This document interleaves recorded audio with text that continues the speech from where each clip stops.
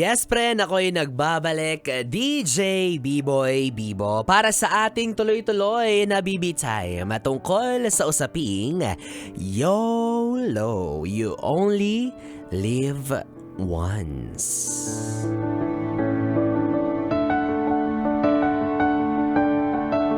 Ikaw ba, yes, friend, na kasalukuyang nakikinig ngayon na nag-iisip-isip tungkol sa iyong pagkakakilanlan, sa kung paano, sa kung bakit, sa kung saan ka nga ba nabubuhay, diba? YOLO, sabi ni Kuya Joshua. Hindi ka pa maiba yung basa ko, hindi ka pa maging bastos.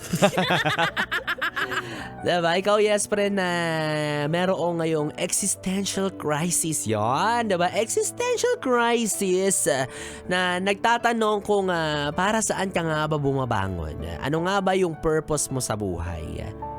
Well, to tell you, marami. Diba? At lahat ng tao sa mundo ay pinanganak na may kanya-kanyang marka, may kanya-kanyang mapa, may kanya-kanyang ruta na dinadaanan at dapat maranasan. Diba? Lahat tayo naka-imprint na sa mga palad natin, sa ating mga kapalaran, yung mga bagay na mararanasan natin. Nasa sa atin na lang yun, no? Kung paano natin siya mas gagawing kapaki-pakinabang, hindi lang para sa ating sarili, kundi para sa mga taong nakapaligid sa atin. No? You only live once, isang beses ka lang mabubuhay. Paano mo nga ba gagawing remarkable yung pangalan mo? Yes, remarkable. Edi pagawa kang monumento. Konting bato, konting buhangin, konting simento, monumento. Pero dito sigurado kami sa Yes FM na kahit papaano, oo, talaga namang gumagawa kami ng mark, oo, ng legacy, 'di ba? Sa mga Yes Pre natin para sa mga nakikinig, dahil ang Yes FM, eto na nga no, ay kinilala para sa ating 2025 Gawad Tanglaw. Oo, hatid sa atin ng Mandaluyong College of Science and Technology, kung saan ay kinilala nila ang Yes FM bilang best FM station. Oh, 'di ba? Kahit hindi na tayo Yes the Best, kinikilala pa rin tayong best FM station. Ayan, maraming salamat po no sa Gawad Tanglaw. Naway next year ulit. Okay, so going back no sa ating usapan ngayong gabi, YOLO. 'Di ba? Ikaw, yes friend, kung feeling mo marami kang gustong gawin sa buhay mo, marami kang kayang gawin, marami kang gustong patunayan, go, i-boost mo lang 'yan, 'di ba? Huwag mong limitahan yung sarili mo dahil lang sa sinasabi ng mundo or dahil lang sa iniisip mong hindi mo kaya. 'Di ba? Marami kang pwedeng gawin. Sabi nga nila, imagination natin ang limit. So, kung iniisip natin or minamanifest natin na magagawa natin ang isang bagay, kakayanin natin yun for as long as yun yung magiging goal natin. 'Di ba? Kasi kapag tinignan mo yung isang bagay na ito ang goal ko, by 2026, magkakabahay na ako.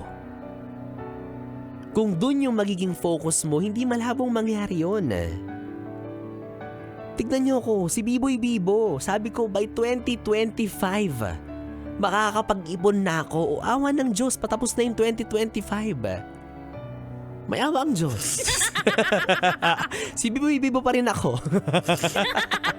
Pero, di ba, hindi ibig sabihin nun na dun na matatapos ang lahat. Hindi porket may mga plano tayo sa buhay na hindi natin naisakatuparan, hindi natin nagawa, ibig sabihin hanggang dun na lang yun. No. Of course, there are more chances pa beyond sa sinet nating goal. Malay mo, mas better pala, 'di ba? Hindi lang bahay yung ma-attain mo, kundi may kasama ng kotse, may kasama ng farm, 'di ba? May kasama ng asawa, pamilya, o the package. Kaya i-maximize mo yung mga kaya mong gawin. 'Di ba? Do what you love. Gawin mo yung mga bagay kung saan ka magaling, kung saan ka kikita ng maraming pera. Focus on good things in life. Punuin mo yung sarili mo ng positivity. O sabi nila, paano ba yun, B-Boy? Yung paano mo ba titignan sa perspektibong positibo ang buhay? Simple lang, 'di ba? Huwag kang masyadong reklamador. Oo, kapag may mga bagay ka natatanggap sa buhay mo, ipagpasalamat mo 'yon. Tignan mo siya as blessing. Tignan mo siya as your asset para makapag-produce ng mga something good and something new. Sabi nila malalaman mo daw kapag positibo kang tao, kapag binigyan ka ng isang baso na may laman na kalahating tubig. Titignan mo ba siya as half glass empty or half glass full? Kasi kapag tinignan mo siya as half glass full, kalahating basong puno ng tubig, positive yung thinking mo na tinitignan mo pa rin na itong basong to kahit hindi puno, at least kalahati meron siyang laman. Kumpara sa titignan mo siya as baso na kulang, baso na hindi puno. Diba, it's a matter of mindset. Sabi nga sa kanta, mindset ba mindset? Diba? So kung mag-focus ka sa mga magagandang bagay sa buhay, hindi malabong ma-enjoy mo ang buhay na ito. Ang natatanging buhay na meron ka sa mundo. YOLO. You only live once. Kaya Diyos mo nakakainis. YOLO daw. Ano ba yung YOLO?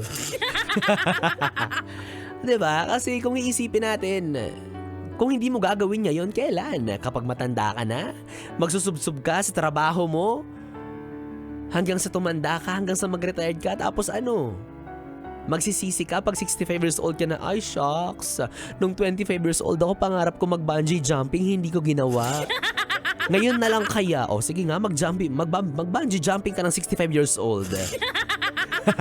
Ewan na lang talaga, 'di ba? So, as early as now, kung may mga bagay kang gustong gawin, kung meron kang plot, sariling plano, sariling bucket list kung paano mo papatakbuhin yung buhay mo, do so. With no pressure, of course.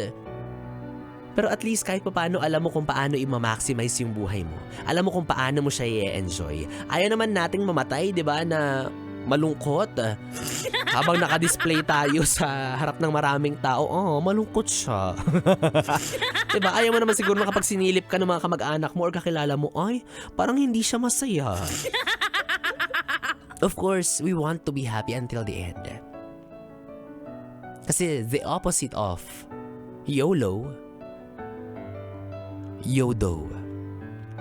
You only die once. Kaya sana hanggang sa huling bahagi ng buhay mo, na para bang tinataningan na ni Biboy yung mga nakikinig.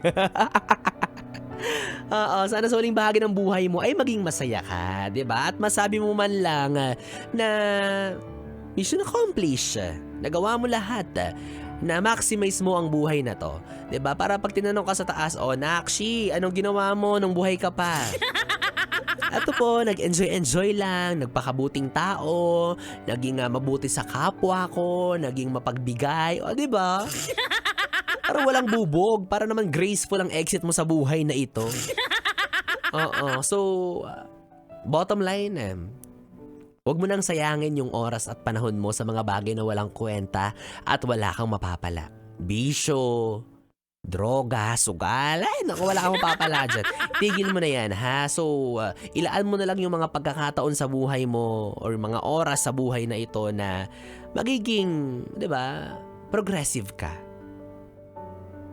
Sama ka sa akin. Halika dito, yung 5K mo gawin nating sabon. Kakainis. Networking pala siya, no? Ay, naka, well, anyways, mga yes friend, eto na nga, no, bilang, sabi ko nga, YOLO, you only live once. Meron din tayong tinatawag na YOWO. YOWO. You only win once. Dahil ito na nga, yes friend, ang hinihintay mo ang mahalagang anunsyo kung sino nga ba ang mapalad na nanalo para sa ating solid 100 days of Christmas. Dahil kahapon ay hindi nakapag-announce si Biboy Bibo kung sino ang panalo. Eto na nga ang utang ko sa inyo, ang ating maagang paaginaldo para sa hinihintay nyo. Solid 100 Days of Christmas! Aha, hindi kita nakakalimutan, yes friend. At kung may utang man ako, agad-agad babayaran ko yan sa'yo. Oo, hindi ako kakagaya ng mga ninong at ninang mo na tinakasan ko ng mga nakaraang Pasko. Dahil ngayon kahit hindi pa dumarating ang araw ng 25, December 25, ibibigay ko pa rin ang nararapat para sa'yo, yes? Abang na abang yan siya dahil kahapon December 15 or 16, o diba? Nalito-lito na si Biboy. Ay meron tayong winner, meron tayong inaanak na maaambunan ng tumataginting na 1,000 piso para sa ating solid 100 days of Christmas. At eto na nga, wag na natin patagalin pa dahil hawak ko na ang pangalan niya kahapon pa actually. Oo, habang nasa Christmas party si Biboy Bibo, siya ang iniisip ko. Ayan tuloy, hindi ako nanalo. Charot lang, kasalanan mo to eh.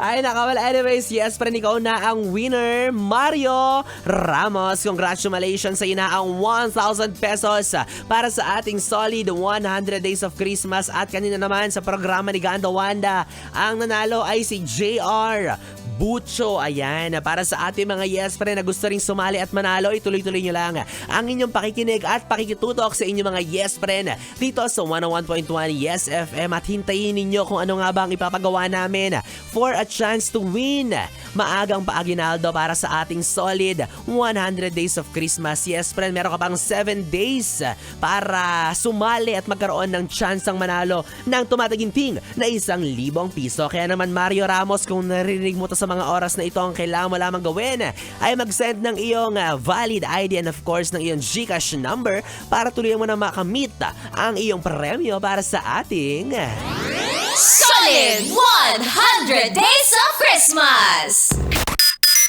Well anyways mga yes friend, 3 oras na BB time ang ating pinagsamahan. Nakapiling nyo po ang BB nyo sa radyo.